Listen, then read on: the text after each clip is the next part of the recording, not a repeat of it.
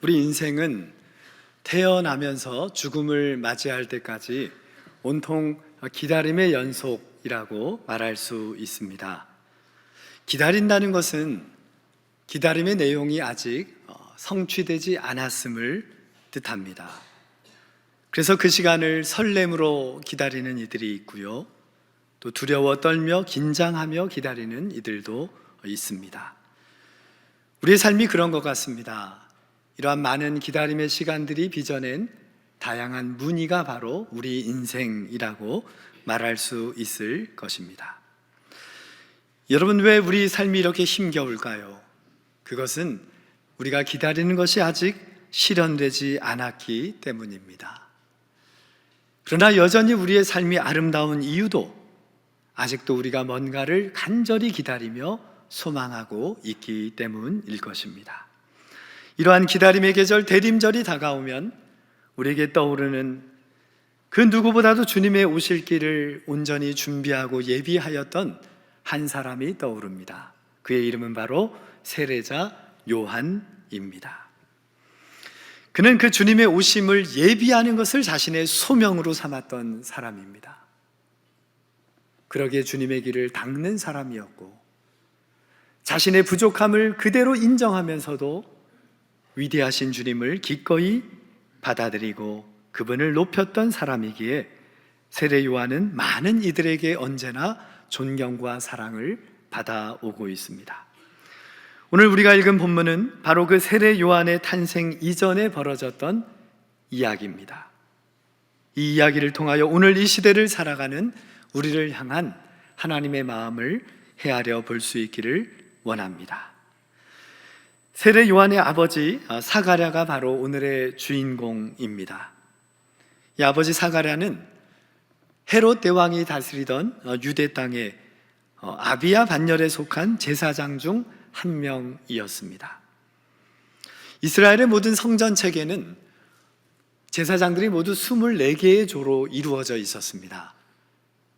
다시 말하면 1년 12개월을 한 조가 2주씩 감당하게 되었던 겁니다. 많은 이들이 제사장이었기 때문이지요. 또한 이 사가랴는 제사장이었습니다만 그의 아내 엘리사벳 또한 아론 가문의 제사장 가문의 후예였습니다. 그들은 부부가 모두 이러한 레위 자손 또 제사장 가문의 사람들이었다는 사실입니다. 여러분, 어느 시대나 마찬가지지만 실은 종교인들은 하나님의 거룩하심을 삶으로 증거해야 하는 사람들입니다. 그런데 오히려 이러한 종교인들의 삶이 하나님의 영광을 가리울 때가 실은 더 많게 느껴집니다. 안타깝지만 사실입니다. 예수님의 탄생 전후의 성전 체계 또한 실은 변질되었고 타락할 대로 타락되었습니다. 사람들은 분명히 성전 제사에 참여는 하였지만 그 시대 제사장들을 결코 존경하거나 따르지를 않았습니다. 분명히 제사장들은 손가락으로 하늘을 가리켜야 하는 사람임에도 불구하고 그들은 자신의 이익을 위하여 온통 자신의 이익에 집중하며 살아가고 있었기 때문입니다. 그런데요, 이 사가랴와 엘리사벳은 전혀 달랐습니다. 오늘 복음서의 저자 누가는 이 두 사람이 매우 의로운 사람이었다라고 우리에게 전합니다. 여러분, 의로운 사람이란 어떤 사람을 말하는 것입니까? 하나님과 바른 관계를 맺어가는 사람입니다. 하나님의 주신 율법과 계명을 흠잡을 데 없이 지켜나가려고 몸부림치는 이들이 바로 의로운 사람입니다. 그런데요, 이러한 경건한 가정에도 큰 근심이 있었습니다. 그것은 이 부부가 늙도록 자식을 얻지 못하였다는 것입니다. 두뇌회는 하나님께 자식을 허락해 주시라고 끊임없이 오랜 세월 동안 기도를 드렸습니다. 그들은 매우 신실하였지만 그러기에 너무나 쓸쓸한 삶을 살았습니다. 여러분, 이 땅에서 아무리 우리가 흠이 없고 경건한 삶을 산다 할지라도 그것이 우리의 삶의 축복을 보장해 주는 것은 결코 아닙니다. 오히려 사가랴와 엘리사벳은 개인적으로나 사회적으로 큰 수치를 당하며 살았던 것입니다. 여러분, 당시 히브리인들에게는요, 아이가 없다는 것은 곧 하나님의 징벌을 표시하는 것이었습니다. 그러기에 그는 제사장이었지만, 그러한 가문으로 태어났지만, 그 일을 감당하고 있지만, 개인적으로, 사회적으로 큰 수치와 모멸감으로 하루하루 살아가게 되었던 것이지요. 여러분, 진정한 신앙의 힘은 무엇일까요? 그것은 때론 우리 앞에 놓여진 세상의 수치가 있습니다. 그것을 오히려 감당하며 견디며 살아갈 수 있도록 하는 근원적 힘입니다. 이것이 바로 진정한 신앙의 힘이라는 사실입니다. 이제 사가랴가 속한 아비아조가 제사장 임무를 수행하게 되었습니다. 특별히 제비뽑기를 통하여 사가랴는 성소의 향단에서 분향하는 업무를 감당하게 되었습니다. 유대사가 요세푸스에 의하면 당시 유대 땅의 제사장들은 약 18,000명 정도였다고 합니다. 그러니 그 많은 사람들 중에 그 주간에 분향단에 불을 비치는 일은, 요 앞에 별 보이십니까? 이게 우리 예수님 당시 별을 저희가 하나 준비해 가져왔어요. 유대 땅에서. 여기 보세요. 여기. 여기. 요 별 보이시죠? 하늘의 별따기입니다. 제사장 한 명이 그 성소와 지성소 사이에 있는 향단에 불을 붙이는 일은 오직 한 사람에게만 주어지는 놀라운 일입니다. 가문의 영광입니다. 그 많은 제사장 중에 극소수에게만 주어지는 기회였던 것입니다. 놀랍게도 사가랴는 제비 뽑기를 통하여 그 일을 맡게 된 것입니다. 그는 하나님을 향한 경외심을 가지고 분향단 앞으로 나아가게 됩니다. 그런데 바로 그 성소에서 분향을 하려고 하는 그 시점에 천사가 사가랴 앞에 나타나게 됩니다. 여러분, 우리가 어떤 주님의 일을 감당할 때 하나님께서 그 자리에 나타나셔서 우리 앞에 현존하신다면, 그곳에 임재하신다면 우리는 어떤 느끼는 감정을 갖게 될까요? 아마 저였다면 그 자리에서 그냥 숨이 멎어버렸을 것입니다. 망우교회 담임 목사 기절초풍 순직하시다, 이렇게 아마 기사가 났겠죠. 여러분이면 예배일 것 같습니까? 정말 그럴지도 모릅니다. 우리 인간은 하나님 앞에서 두려움과 놀라움 가운데 서게 됩니다. 오늘 본문 11절 12절의 말씀이 우리에게 그 상황을 묘사해 주고 있습니다. 본문 11, 12절 같이 한 목소리로 봉독합니다. 주의 사자가 그에게 나타나 향단 우편에 선지라. 사가랴가 보고 놀라며 무서워하니. 사가랴가 어떻게 반응했다고요? 놀라며 무서워하니. 여러분, 이렇게 성경적인 단어를 표현했지만 다시 말하면 기절초풍했다는 겁니다. 깜짝 놀라와 두려워 벌벌 떨며 그 자리에 서게 된 것입니다. 실은 우리는 이 땅을 살면서 때론 이러한 두려움에 사로잡힐 때가 있습니다. 두려움이 우리 가운데 엄습하는 순간 우리는 우리의 모든 몸과 마음과 감각은 마비가 되고 맙니다. 모든 우리의 움직임이 일시에 정지되고 마는 것입니다. 그리하여 그 두려움은 우리를 움츠러들게 하고 우리를 무기력하고 무력하게 만들어 버립니다. 세상의 두려움은 그렇습니다. 그런데 여러분 기억하십시오.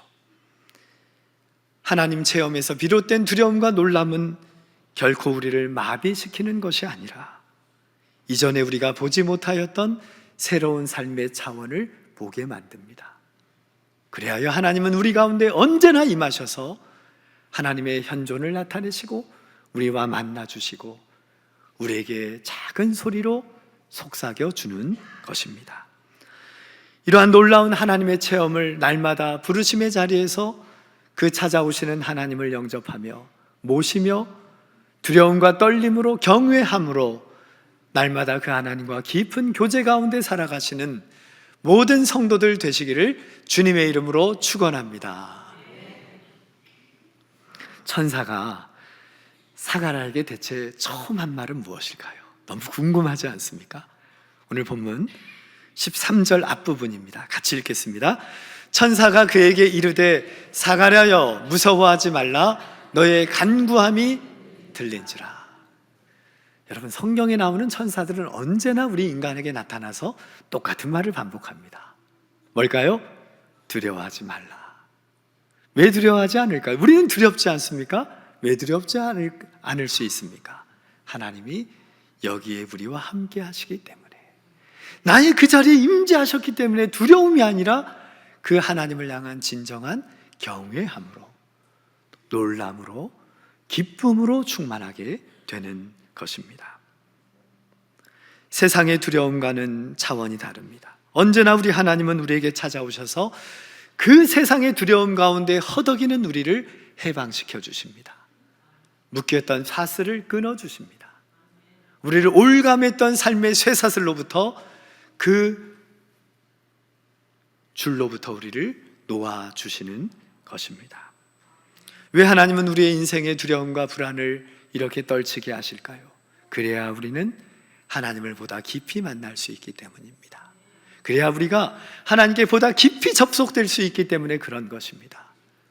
오늘 우리에게 다가와 인생의 문제로 두려워하지 마라, 그 문제는 그렇게 큰 것이 아니다 말씀하시는 그 하나님의 음성에 아멘으로 응답하시는 여러분 되시기를 주님의 이름으로 축원합니다. 이어서 천사는 이렇게 말합니다. 너의 간구함이 들린지라. 이 말을 들었을 때 사가랴의 반응이 궁금합니다. 우리가 사가랴였다면 근데 대체 내 어떤 간구를 들으셨다는 것일까? 라고 질문을 던질 수 있습니다. 내가 제사장으로서 이 나라와 민족을 위하여, 우리 공동체를 위하여 하였던 기도를 들으셨다는 것일까? 오늘 본문을 보면 그 말은 맞기도 하고 틀리기도 합니다. 그런데 천사의 답변은 이렇습니다. 너의 개인적인 간구를 들으셨다는 사실입니다. 네가 대체 하나님께 어떤 간구를 드렸는가? 실은 사가랴와 엘리사벳은 너무나 그 고난과 어려움이 길어졌기 때문에 실은 그들의 진정한 간구를 잊어버리고 살았습니다. 이전에 하나님께 그토록 간구했던 것이 이제는 불가능한 일이 되었다고, 그것은 우리 때에는 일어날 수 없는 일이라고, 그냥 그것은 포기하고 살아야 된다고, 더 이상 우리에게는 희망이 없다고 여겼던 것입니다. 그런데 하나님은 이미 그들의 간구를 뭐 하셨다고요? 들으셨다. 하나님은 우리의 간구를 결코 흘리지 않으십니다. 여러분의 소원을 결코 소홀히 여기지 않으십니다. 우리가 진정으로 나의 소원으로 하나님께 그것을 간구하면 하나님은 그것을 들으시고 기억하시고 그 일을 이루어 주십니다. 우리의 방법이 아닙니다. 우리의 소원대로가 아닙니다. 더 좋은 방법으로, 더 좋은 길로, 우리 모두에게 유익한 길로 인도하시는 분이 하나님이십니다. 하나님은 지금 너의 부부의 기도를 들으셨다. 천사는 그에게 말합니다. 우리가 까마득히 잊고 살았던 우리의 진정한 소원까지도 말입니다. 이제 천사는 이어서 말합니다. 13절 후반부 함께 읽습니다. 내 아내 엘리사벳이 내게 아들을 낳아주리니 그 이름을 요한이라 하라. 너의 아내 엘리사벳이 이제 아이를 낳을 것이다. 그 아이의 이름은 요한이라 할 것이다 라고 말합니다. 여러분, 이 요한이 어떤 이름의 뜻을 갖고 있는 줄 아십니까? 바로 기쁨이란 뜻을 갖고 있습니다. 또 하나의 뜻을 갖고 있는데요, 한번 따라 하실까요? 선물. 요한은 기쁨 혹은 선물이란 뜻입니다. 가만히 생각해 보니 이보다 더 좋은 이름이 어디 있을까 해서 우리 교회 교적부를 뒤져봤습니다. 우리 교회 모든 성도 중에 요한의 이름은 몇 명이나 있을까요? 아쉽게도 아무도 없습니다. 너무 성경에서 우리가 많이 만났든지 아니면 이미 우리가 많이 사용한 이름이었기 일지도 모릅니다. 앞으로 하나님께서 주시는 생명들 중에 또 이 기쁨의 이름, 선물의 이름이 또 함께 나타날 수 있기를 바랍니다. 천사의 말은 이겁니다. 이제 그 아이가 너희 가운데 태어날 것이고 그 아이는 정말 너희들에게 기쁨이 될 것이다. 지금 너의 근심과 걱정은 이제 그치고 너의 두려움과 놀람은 이제 멈추고 그 아이가 너와 너의 백성들의 참된 기쁨이 될 것이다. 천사는 사가랴에게 말하여 주고 있습니다. 14절인데요 같이 읽습니다. 너도 기뻐하고 즐거워할 것이요 많은 사람도 그의 태어남을 기뻐하리니. 요한이 기쁨이라는 거예요. 하나님의 선물로 그를 우리에게 보내주신다는 말입니다. 정말 그의 이름은 세계 역사 가운데 진정한 기쁨이 되었습니다. 그 누구보다 주님의 오실 길을 준비하고 그 길을 닫고 주님의 길이 되어 주었기 때문입니다. 여러분, 사가랴는 참 신실한 사람입니다. 그런데 이 말을 듣게 되었을 때 어느 만큼 이 말을 믿을 수 있을까요? 여러분이었다면 이 지금 천사의 메시지를 믿으실 수 있겠습니까? 평생 간구했던 기도의 제목인데 정말 하나님께서 그것을 이루신다면, 그 소원을 들으시고 하나님의 때에 그 일을 행하신다면 정말 여러분들 아멘으로 응답하실 수 있겠습니까? 아마 사가랴는 쉽지 않았을 것입니다. 반은 믿고 반은 믿지 못했을지도 모릅니다. 여전히 꿈인가 생신가 하며 얼버무리고 있었을지도 모릅니다. 그러한 사가랴에게 천사는 이어서 이렇게 말합니다. 그 요한이 어떠한 존재가 되는지를 설명해 줍니다. 15절 전반부인데요 같이 읽습니다. 이는 그가 주 앞에 큰 자가 되며. 요한은 어떤 자가 된다고요? 큰 자가 된답니다. 큰 자가 된다는 거예요.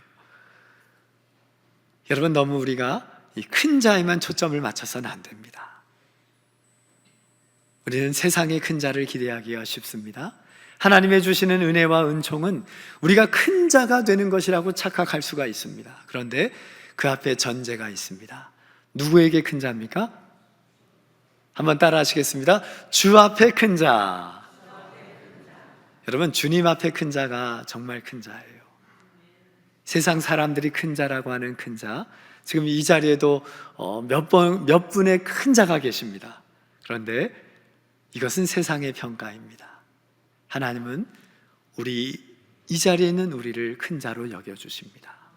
하나님은 그 앞에 선 자를 큰 자로 여기시기 때문입니다. 주님 앞에 날마다 서는 자를 큰 자로 여기시는 거예요.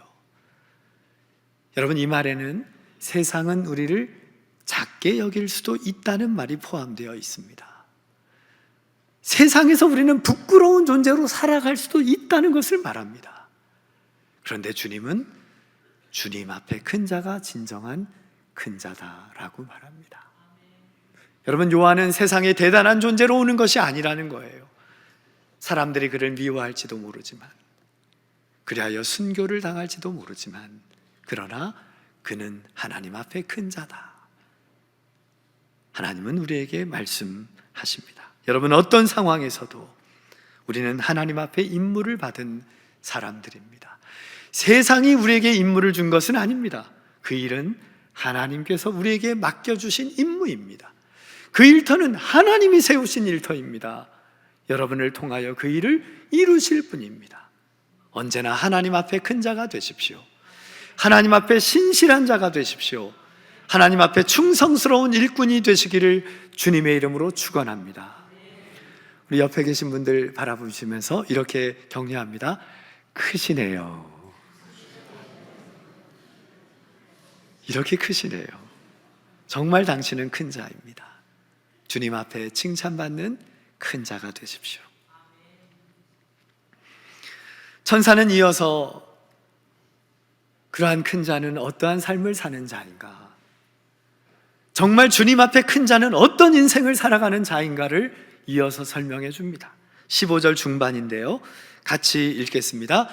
포도주나 독한 술을 마시지 아니하며 모태로부터 성령의 충만함을 받아. 여러분, 요한은 어떤 자라고 합니까? 어떠한 자가 주님 앞에 큰 자라고 말합니까? 그는 포도주나 독한 술을 마시지 아니한다.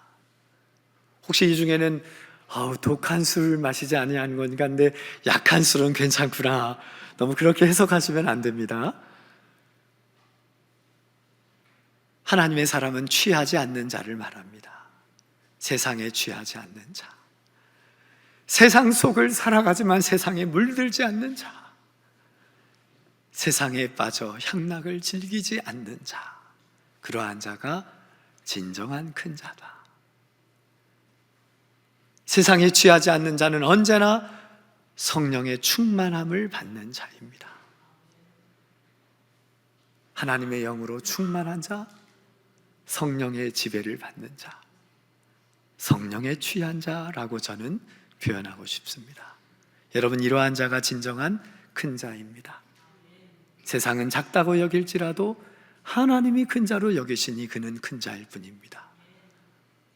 세례 요한은 바로 이 땅에서 이러한 삶을 끝까지 살 것이라고 주님은 약속하여 주십니다.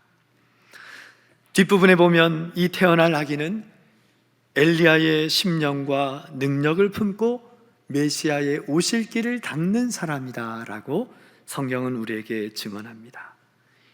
여러분, 이 요한은 메시아가 아니라는 얘기예요. 여러분, 이 요한은 길이 아니라는 것입니다. 이 요한은 그 메시아의 오는 길을 닦는 사람, 그 길을 준비하는 사람, 예비하는 사람, 주님께로 그 백성들을 인도하는 사람이라고 우리에게 전하여 주는 것입니다. 여러분, 기억하십시오. 우리가 길이 될 수 없습니다. 우리는 메시아가 아닙니다. 우리는 언제나 길을 닦는 사람, 또 그분의 오심을 준비하며 예비하는 사람, 그 길을 오늘도 닦으며 밭을 갈아 파종을 준비하는 사람들입니다. 우리는 결코 그리스도가 아닙니다. 그리스도를 가리켜주는 표지판이 될 뿐입니다. 그것이 우리임을 기억하시며 그 길을 닦는 주의 백성들 되시기를 바랍니다. 오늘 천사는 마지막으로 요한의 소명을 두 가지로 정리해 줍니다. 첫 번째 16절의 말씀인데요, 같이 읽습니다. 이스라엘 자손을 주 곧 그들의 하나님께로 많이 돌아오게 하겠습니다. 요한의 사명이 뭐라고요? 맡겨주신 백성들을 하나님께로 돌아오게 하는 거예요.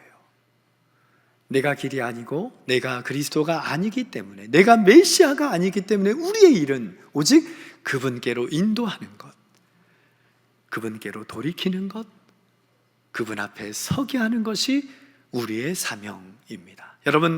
여러분의 삶의 사명이 무엇인지 헷갈려 하시면 안 됩니다. 그러면 우리가 길이 되기가 쉽습니다. 우리가 가정을 구원하는 메시아가 되기 쉽습니다. 우리가 교회의 주인이 되기가 쉽습니다. 우리는 그러한 존재가 아닙니다. 우리는 오직 누군가의 길이 되어주는 사람이요, 그분의 길을 닦는 사람이며, 우리에게 맡겨주신 그 생명을 오늘도 그분께로 인도하는, 그분께 돌이키도록 우리의 삶을 헌신하는 주의 사명자임을 기억하시기 바랍니다. 두 번째입니다. 두 번째 그의 사명은 17절인데요, 같이 읽습니다. 그가 또 엘리야의 심령과 능력으로 주 앞에 먼저 와서 아버지의 마음을 자식에게 거스르는 자를 의인의 슬기에 돌아오게 하고 주를 위하여 세운 백성을 뭐하리라? 준비하리라. 준비시키는 것입니다. 주님께 돌아가기 위하여, 주님의 사람으로 서기 위하여, 그 주님을 나의 메시아로 모시기 위하여 그 삶을 준비하도록 하는 삶, 이것이 바로 오늘 우리의 존재 이유요, 세례 요한의 사명이라고 말합니다. 여러분, 정말 우리는 그를 위하여 부름받았습니다. 주님께로 인도하기 위하여, 그 생명을 주님께로 돌이키기 위하여 끝까지 포기하지 않고 우리는 그 일을 감당하는 사람들입니다. 그리고 이제 오시는 주님을 맞이하기 위하여 그 일을 준비시키는 일이 우리가 주님 앞에 서는 그날까지 감당해야 하는 우리의 사명입니다. 여러분의 가정에서, 여러분의 일터에서, 여러분의 부르신 자리에서 끝까지 나의 부르심의 목적과 이유를 기억하며 그 사명 아름답게 감당하시는 여러분 되시기를 주님의 이름으로 축원합니다. 기도하겠습니다.